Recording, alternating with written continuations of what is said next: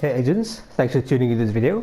I was hoping to put this one out last Friday, but I missed the target for the weekend. But now this one will be my spotter, my old spotter build from TU12 versus the new spotter build I put together. Not much different, the same principles apply. But just to have a look at the old build and it kind of have a damage output I got from it. This is the old spotter build with Fenris. You can see the spotter, Fenris, Contractors, Fox Sprayer, 2 Walker Adders and the Coyote Mask. Let's just see what kind of damage output I have on this at a target of 15-meter range and set to invulnerable elites.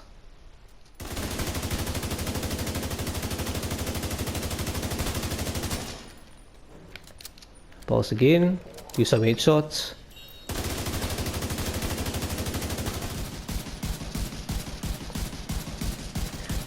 Get some headshots here as well. Almost 2.5 more for each shot.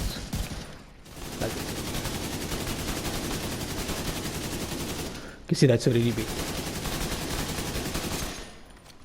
You see.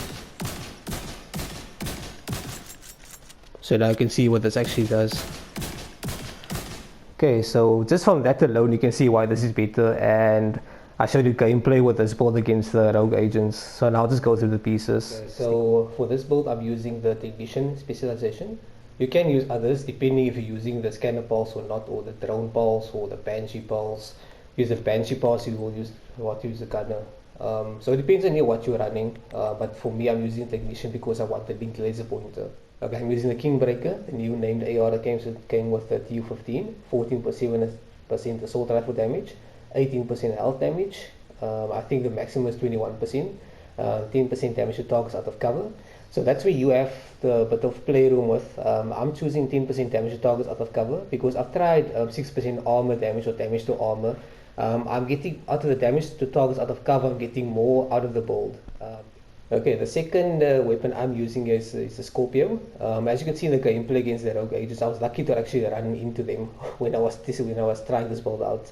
It helps. You don't have to use the Scorpio. You can use anything else you want to, but I'm choosing the Scorpio because it helps with the hunters. It helps you with the rogue agents, with bosses, with those named tank guys like the ones from the Outcast with the hammer.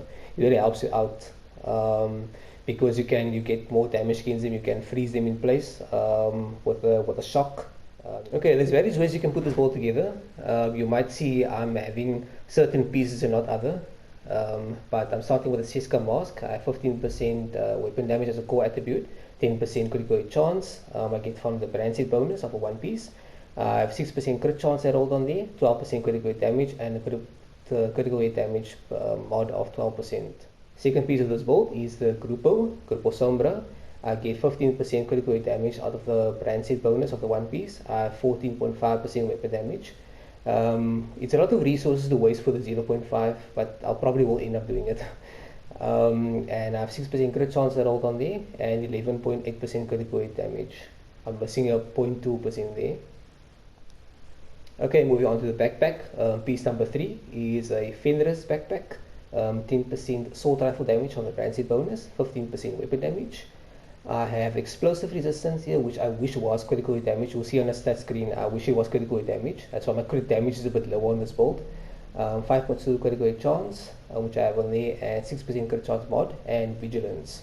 Increases the total weapon damage by 25%. Taking damage disables this buff for 4 seconds. So you have to treat this build like glass cannon to make the most out of vigilance. I'm using the Fox Sprayer knee pad, it's an overload piece. I'm not using a rifle, but I'm using it for the 8% damage to targets out of cover. That's why I'm using it.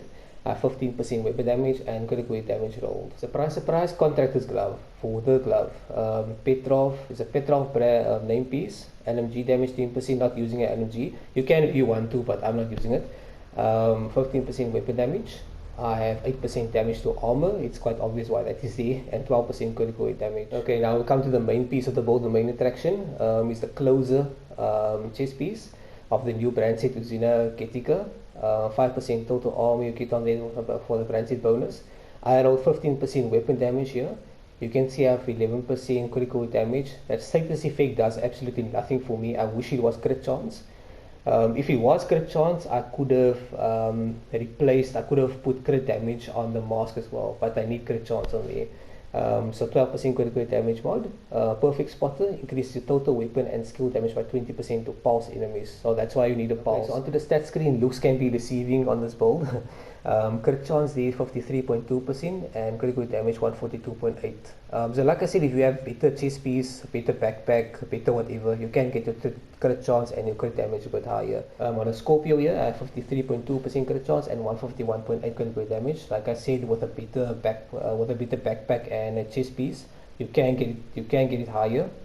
65% headshot damage. It's not that difficult with the Scorpio to get a headshot. There you go, guys. That's the build. Thank you for watching, and I'll catch you on the next one. Creeper out.